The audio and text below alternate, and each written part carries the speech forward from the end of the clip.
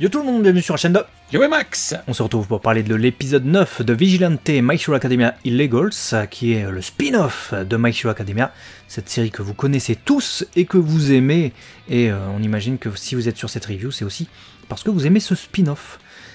Et on va revenir sur plusieurs points, comme on le fait depuis quelques semaines déjà de cet épisode. Voilà, donc on vous invite à vous abonner les amis et à acheter vos mangas pour les avoir dans votre Mangatech chez notre partenaire Côté Manga, le lien est dans la description. 5 points du coup qu'on a soulignés avec du coup en premier lieu le plan finalement de Koichi, puisque comme on l'avait deviné, il essaye de faire passer Makoto pour sa nana, vu que sa mère est arrivée, sa mère est très difficile, elle est assez autoritaire, elle veut diriger la vie de son fils, elle veut tout surveiller, donc il mytho. Et il se dit je suis mort si elle apprend ce que je fais, donc il fait passer Makoto pour sa neuf, mais dès le début, 1 minute chrono, ça marche pas. Ça n'a pas tenu 20 secondes. Alors je me suis dit c'est bien, ça désamorce les attentes. Parce qu'on peut avoir des attentes de trucs très convenus et se dire bon tu vas voir ça va être ça. Heureusement c'est un peu plus poussé que ça. Et du coup, vu que Makoto est immédiatement grillé, enfin Koichi surtout, se crée une relation entre la mère et Makoto, une sorte de complicité qui va suivre ces deux personnages jusque dans la deuxième partie de l'épisode. Et vous allez voir que c'est plutôt intéressant.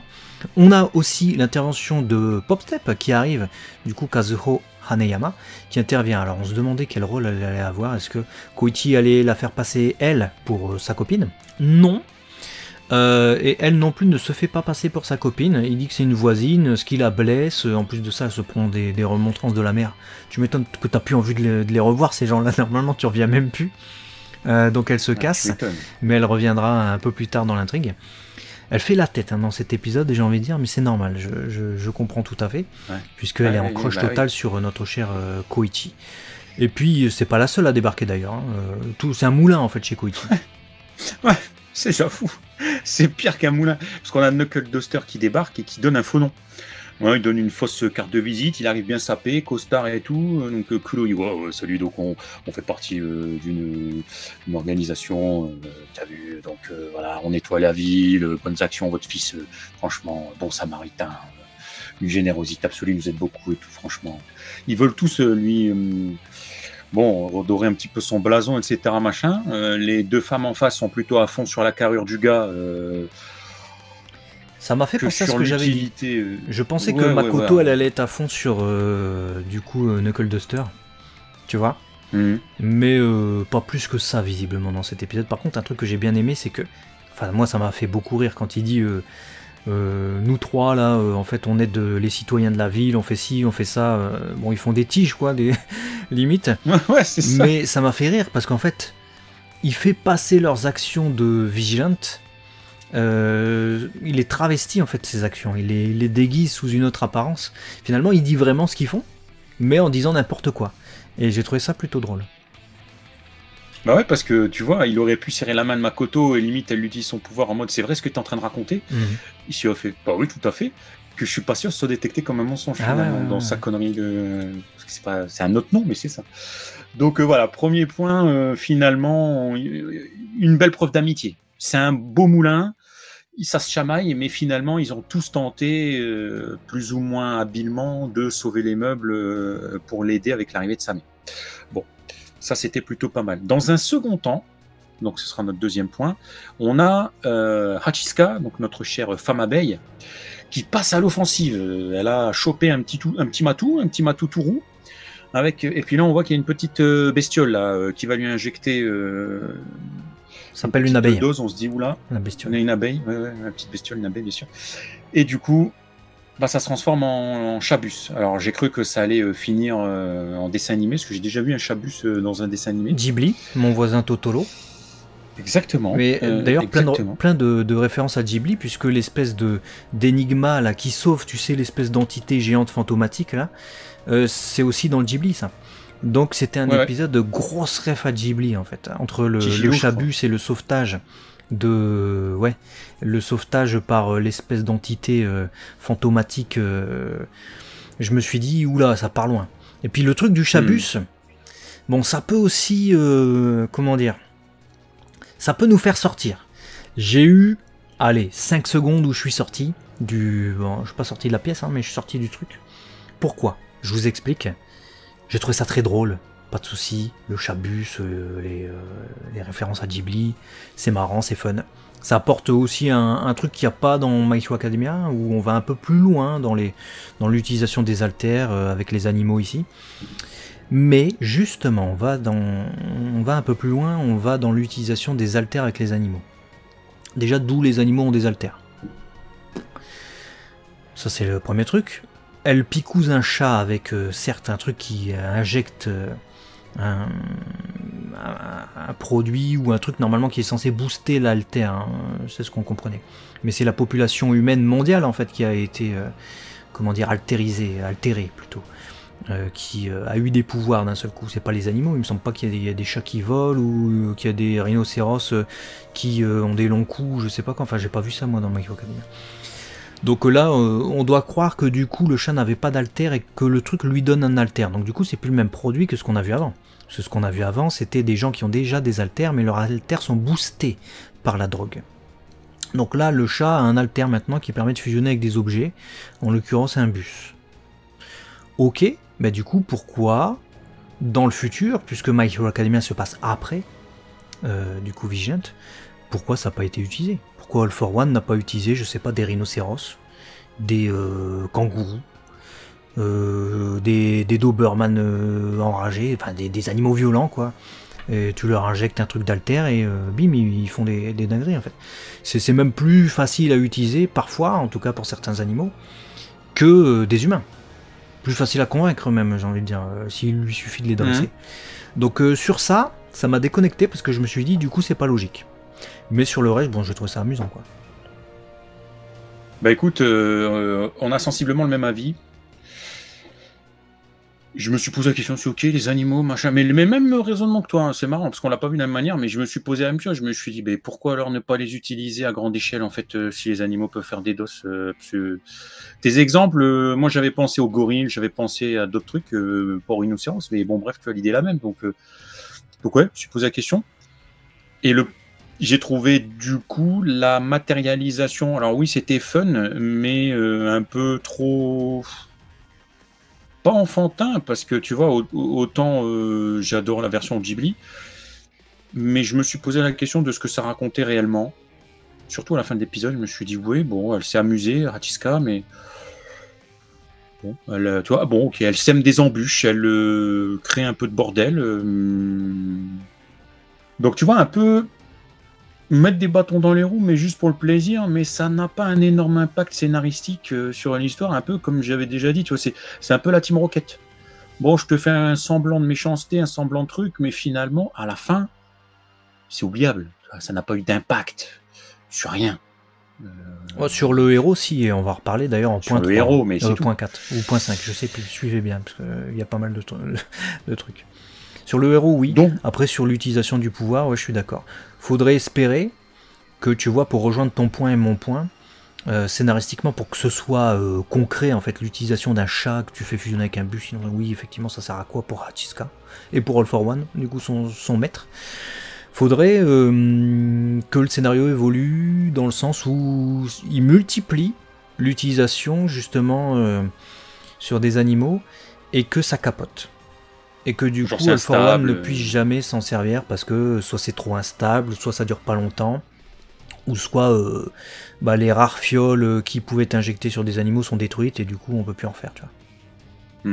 Ouais, il faudrait qu'il y ait un sens un peu plus profond à ça.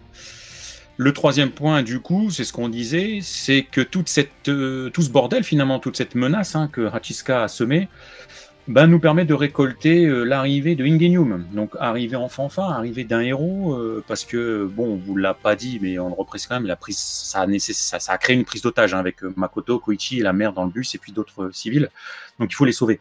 Donc, Ingenium fait tout ce qui est possible pour lui de faire, pour les sauver. Voilà, donc il utilise ses boosts, etc., machin, mais malheureusement, il en utilise tellement pour tenter de rattraper la vitesse de ce bus, qu'il arrivait vite à court, quoi. Ouais, donc, alors il utilise tout, oui et non, en fait, puisque son atout majeur, il l'utilise pas avant la fin, avant d'être reboosté. Je trouve ça un peu bizarre. Il tente pas tout, il y a des gens qui vont mourir, il y a un pont qui est écroulé hein, du fait des dégâts qu'il y a eu précédemment dans d'autres épisodes avec notamment une sorte de kaiju. Du coup, le bus va tomber et le gars, il court juste à fond normalement alors qu'il a un boost en réserve, un boost de Maboule. Mais il a utilisé déjà tout son jus pour courir juste la vitesse habituelle qu'il court. Et du coup, il lui faut un jus pour pouvoir être reboosté et pouvoir utiliser cet atout qu'il gardait en réserve. Alors c'est bien, hein, c'est pratique parce que du coup ça va lui permettre de secourir Makoto. Mais moi j'ai trouvé ça un peu bizarre. Le truc que j'ai trouvé bien par contre c'est qu'on revoit Ingenium en avant. Et lui il a pas peur de se démasquer, hein, direct pour inspirer la confiance aux passagers du bus. Quand il monte dans le bus il se démasque. Et il dit ouais donc on va faire ça, on va faire ci, donc alors on va vous évacuer un par un et tout. C'est là qu'il y a l'arrivée d'Enigma, l'espèce d'entité dont je vous ai parlé tout à l'heure. Et j'ai bien aimé aussi son lien avec Koichi. Et il a tout de suite compris, il le dit pas, il le verbalise pas, mais il a compris que Koichi c'était The Crawler.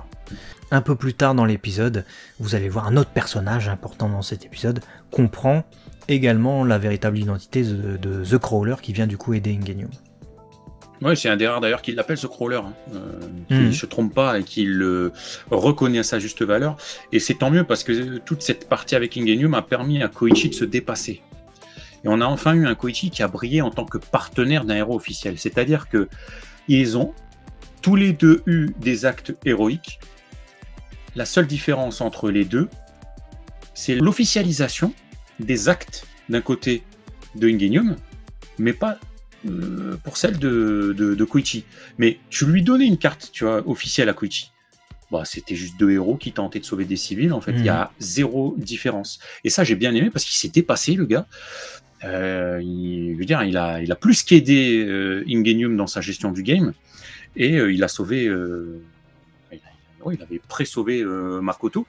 Il a d'ailleurs même eu un power-up momentané dans son dépassement puisqu'il a réussi à voler tout comme il le faisait quand il était bébé.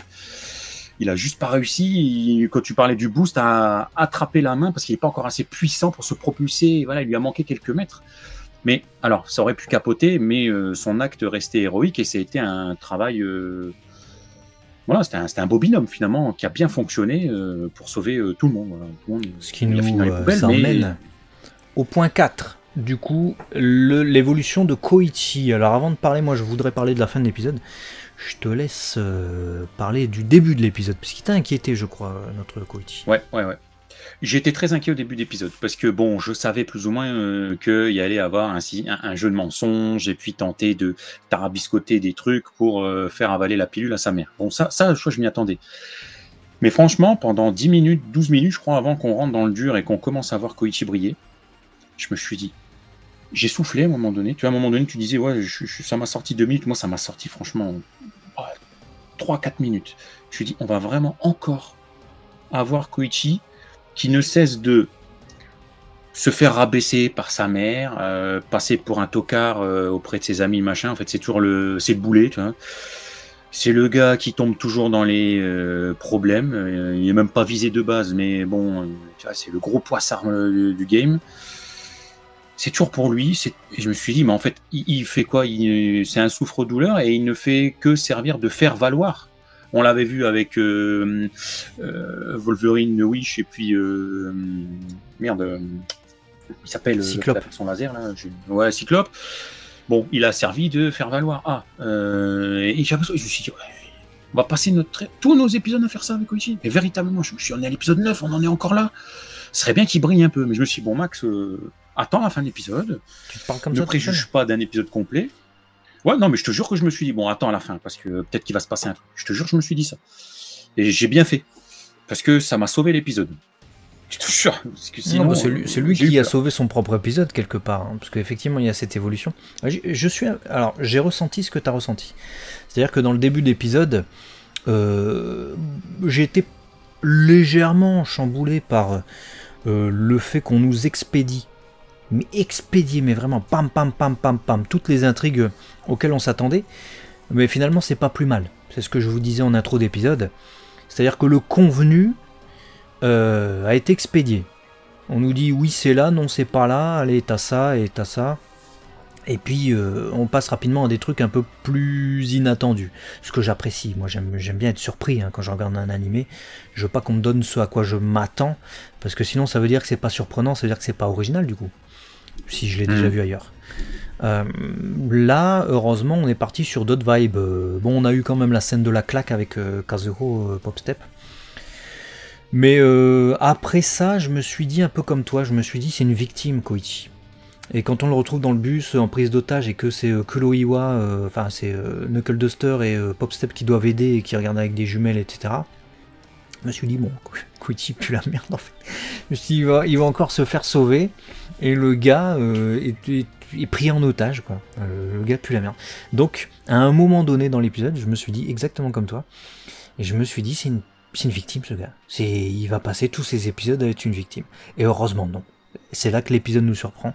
Développement de Koichi, enfin. On joue un peu sur ce truc, c'est marrant parce qu'on vient de faire une vidéo sur One Piece, ne vous spoilez pas si vous ne suivez pas le manga, mais qui exploite un peu justement ce que j'ai vu dans cet épisode, c'est-à-dire une réécriture. Une réécriture pour améliorer quelque chose.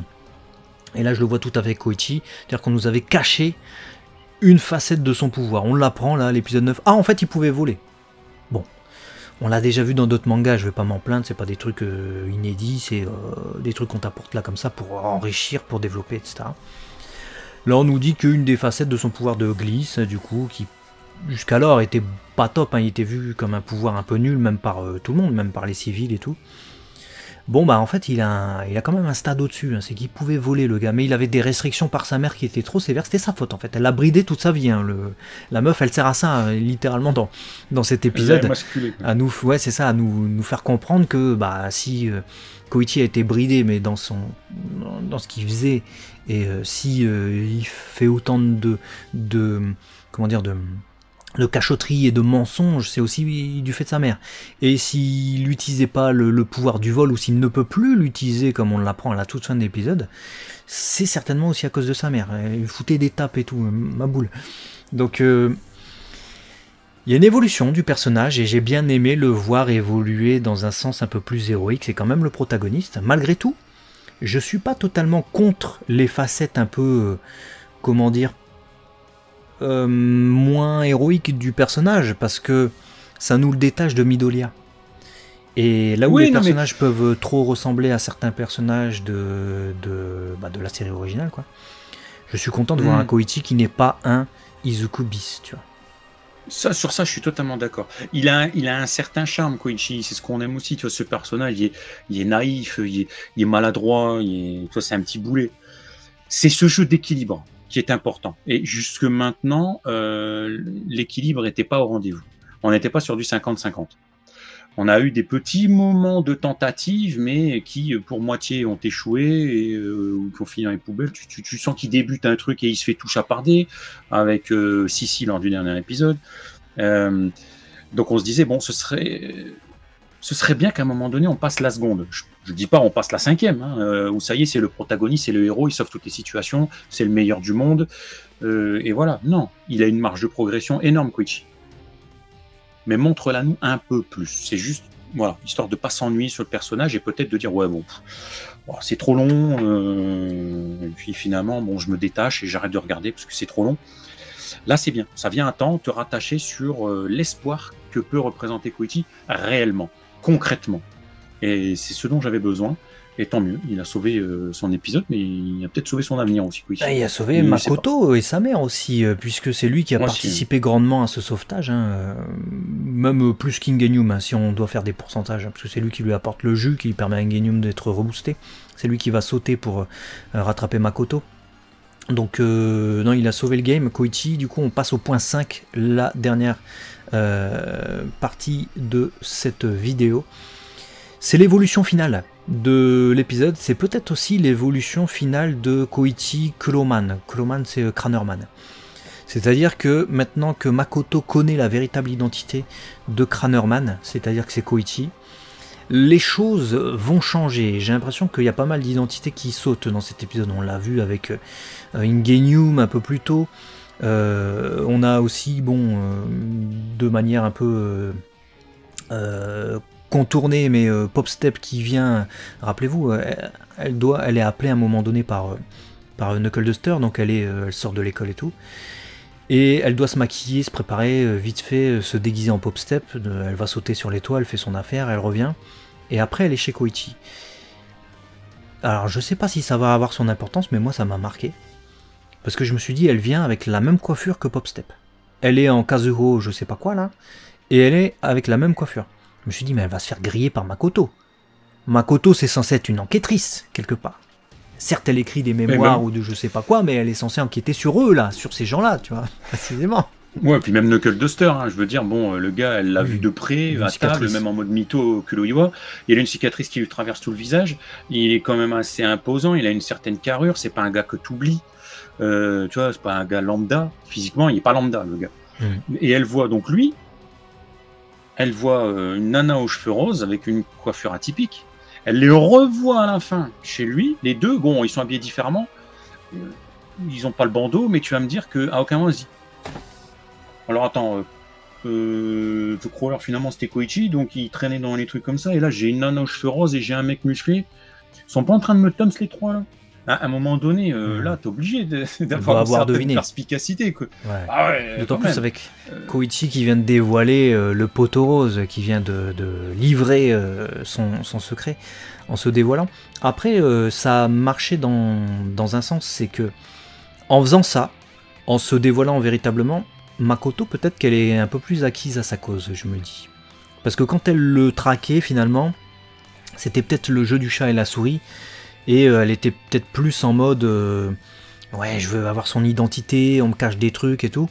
Là, il a été transparent et il l'a sauvé en fait. Le fait qu'il l'ait sauvé et qu'elle ait vu non pas Kranerman mais Koichi l'a sauvé, ça crée quelque chose. Et on en vient à cette scène de fin où du coup on se demande si elle n'est pas elle aussi tombée love de Koichi. Ouais, c'est ça, un petit syndrome de Spider-Man, quoi.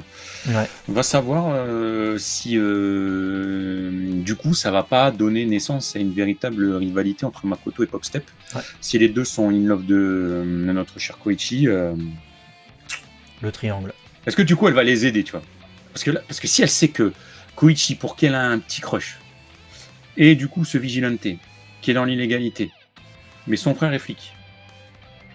Est-ce qu'elle va continuer de traîner avec eux et avec lui? Et du coup, tu vois, est-ce qu'elle va prendre un rôle, enfin, la consistance de son rôle va évoluer un peu plus. Et c'est ça la problématique, parce que moi, je voyais le truc en mode... alors, c'est pas pour dire ma vision, elle était peut-être mieux ou pas, j'en sais rien, on saura jamais, je m'en fous.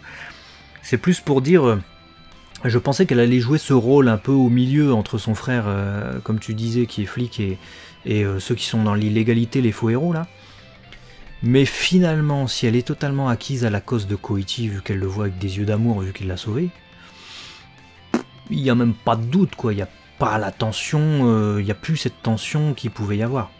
Maintenant, peut-être que c'est pour nous renforcer l'histoire du triangle amoureux, mais bon, l'histoire du triangle amoureux, normalement, il est vite joué, vu que Koichi est à fond sur Makoto. Donc, en fait, celle qui devrait être évincée, c'est Popstep, la pauvre. Ouais, clairement. Dans l'équation, Popstep... Ah ouais, elle a rien à jouer. Je veux dire, Koichi, il est à fond sur Makoto. Makoto, elle commence à faire « Oh, Koichi, merci, trop beau. » Bon, bah, c'est joué. C'est plié, les jeux sont faits. Bah, dites-nous, du coup, si pour vous, les jeux sont faits, ce que vous pensez de ces 5 points, et puis de l'épisode de manière générale. Vous avez l'espace commentaire qui est prévu pour ça. Abonnez-vous, on vous l'a dit tout à l'heure, mais surtout partagez. Partagez, histoire que les vidéos et les reviews de notre cher Koichi soient un peu plus connus et reconnus. Ça nous fera plaisir. Il mérite. Et puis il mérite. Et puis sur ces belles paroles, eh ben, on se dit à très vite sur la chaîne 2. Léo et Max, merci d'être là. À la prochaine. Ciao.